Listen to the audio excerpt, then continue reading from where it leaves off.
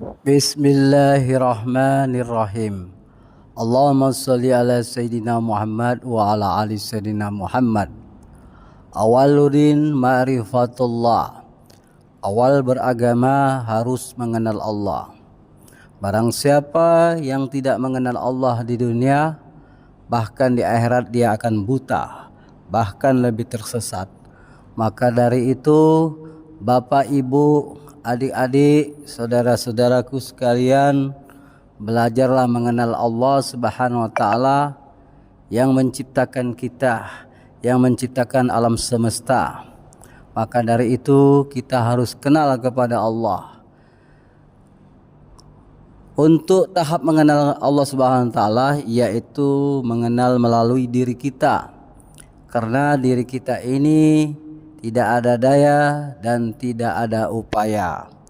Untuk tahap menyembah Allah Subhanahu wa taala harus kita mengenal dulu, baru kita sembah. Jangan kita menyembah tapi kita tidak kenal kepada Allah. Jadi harus nyata, Allah itu zohir, nyata. Masa Allah zohir nyata, kita tidak bisa menyaksikan Allah. Maka dari itu orang yang sholat tidak mengenal Allah, sholatnya tidak akan diterima, sholatnya hampa, sholatnya sia-sia. Untuk mengenal Allah, belajarlah kepada gurunya, ahlinya, mursyidnya, yaitu guru-guru tarekat, guru-guru tasawuf, atau guru-guru tauhid yang memang ada silsilahnya. Belajarlah kepada mereka. Disitulah kita akan dihantarkan oleh guru itu kepada Allah Subhanahu wa taala. Kalau kita sholat beribadah tidak mengenal Allah, siapa yang kita tuju, siapa yang kita saksikan? Kalau huruf alif lam lam ha itu tulisan Allah, itu bukan Allah. Itu hanya sebutan. Alif lam lam ha Allah. Itu tulisan. Barang siapa yang menyembah nama, menyembah huruf, kafir. Maka dari itu dikeraskan untuk orang-orang muslim, belajarlah untuk mengenal Allah. Apabila kita sudah mengenal Allah Subhanahu wa taala, kita akan mencintai Allah Subhanahu wa taala dan Rasulnya. Orang yang tidak cinta, orang yang tidak kenal. Kalau kita sudah kenal, kita pasti mencintai dan dicintai oleh Sang Pencipta. Maka dari itu kenalilah Allah Subhanahu wa taala melalui diri kita, bahwa diri kita la haula wala quwata illa billah. Wajib fardu ain. Barang siapa yang tidak mengenal Allah, salatnya tidak akan diterima. Selama salatnya hampa. Umur sudah 60, 70 tahun, 80 tahun tapi tidak kenal Allah. Hilang. Semuanya hampa, tanpa ada pahala sedikit pun. Bahkan dihamburkan Allah Subhanahu wa taala semua amal ibadah kita yang syirik tadi. Karena kita menyembah Allah dalam keadaan syirik, tidak kenal. Kenalilah Allah Subhanahu wa taala dengan af'alnya, dengan sifat-sifatnya, dengan asma-asmanya, nama-namanya, dan kenallah dengan Allah dengan zatnya. Jadi untuk mengenal Allah Subhanahu wa taala, carilah guru, mursyid yang ada di kota kalian. Ini akhir zaman, tidak ada lagi nabi, tidak ada lagi rasul. Dekatilah para ulama, ulama tauhid, ulama tasawuf yang bermazhab Imam Syafi'i, yang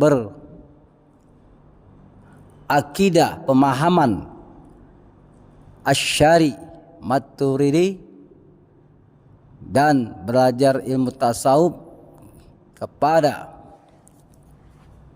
kitab-kitabnya Imam Junaid Al-Baghdadi dan Imam Al-Ghazali.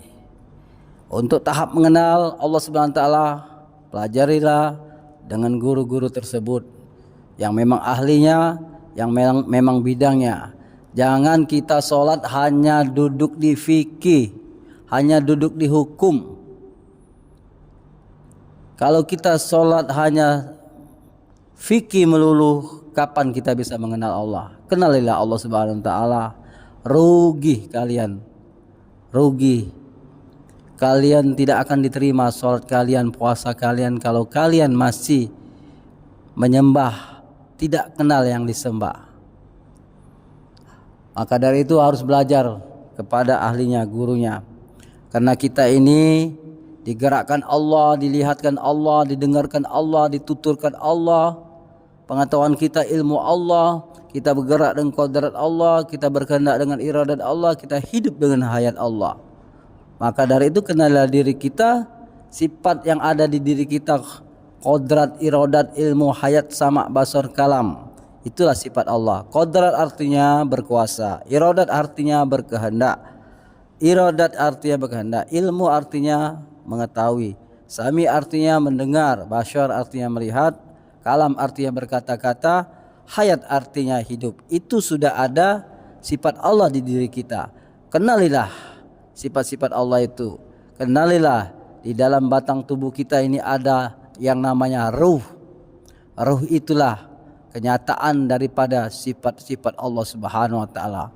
Maka dari itu kalau ada yang bertanya, "Ya Muhammad, tentang ruh, ruh itu urusanku." Kalau ada yang bertanya, "Ya Muhammad, tentangku, sesungguhnya aku sangat dekat." Kalau Allah sudah dekat, masa kita enggak terasa bahwa Allah itu dekat sama kita? Masa kita enggak menyaksikan?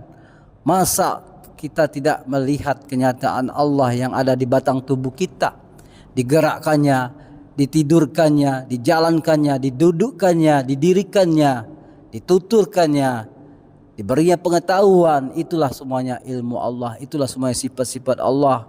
Maka kenalilah diri kita. Diri kita ini hanya casing, hanya kotak, hanya wadah yang tidak bisa berbuat apa-apa. Yang bergerak itu, yang menggerakkan itu adalah ruh. Ruh itulah hayat Allah Subhanahu wa taala yang terdiri dari sifat 7, qadrat, iradat, ilmu, hayat, sama, basar, kalam. Qadrat artinya bergerak. Itulah kekuasaan Allah. Jadi kita memang benar-benar la haula wala quwata illa billah. Belajarlah mumpung masih ada kesempatan waktu, masih hidup di dunia, untuk memperbaiki kesalahan-kesalahan kita kepada Allah Subhanahu wa taala. Jangan kita memperbaiki hanya fisik, hanya fikih, tapi perbaikilah rohani kita, ruh kita. Sambungkan ruh kita ini kepada Allah Subhanahu wa taala agar kita merasa kehadirannya. Allah Subhanahu wa taala lebih dekat daripada urat leher. Wa huwa ma'akum aina ma kuntum wa ma ta'maluna basir. Itulah dalilnya. Allah berserta kamu di mana kamu berada. Apa yang berada itu? Ialah tadi qadrat, iradat, ilmu, hayat, sama, basar, kalam.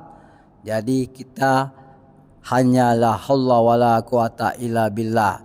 Itulah kita menyaksikan keesaan Allah, dirukukkannya, disujudkannya, ditegakkannya saat kita sholat, didirikannya, dirukukkan, disujudkan. Terus kita menyaksikan af'al Allah, perbuatan Allah, menyaksikan sifat Allah, menyaksikan asma Allah, menyaksikan zat Allah Subhanahu wa taala yang ada di diri kita. Ini hanya mukadimah. Untuk selanjutnya kalian belajarlah kepada guru-guru yang memang benar-benar mursyid, yang ada silsilahnya. Jangan sembarangan guru, carilah guru yang memang dia sholat, puasa, pergi haji, yang memang bisa baca Quran.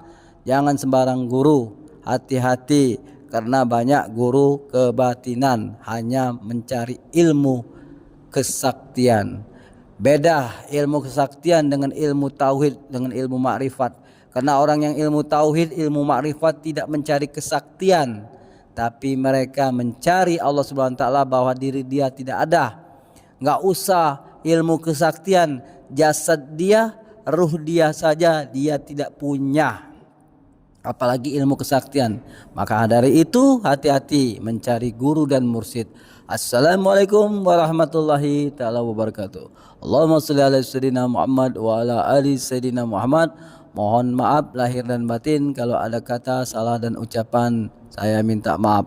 Jadi saya sekali lagi untuk mengetahui sifat-sifat Allah ini di dalam ilmu tauhid ada 20 menurut para ijma ulama. Sifat 20. Allah wujud, kidam maqam wa halafatu lil hawadisi qiyamuhu binafsihi qadrat iradat ilmu hayat sama basar dan kalam dan seterusnya. Ini hanya untuk memudahkan masyarakat agar mereka bisa mengerti.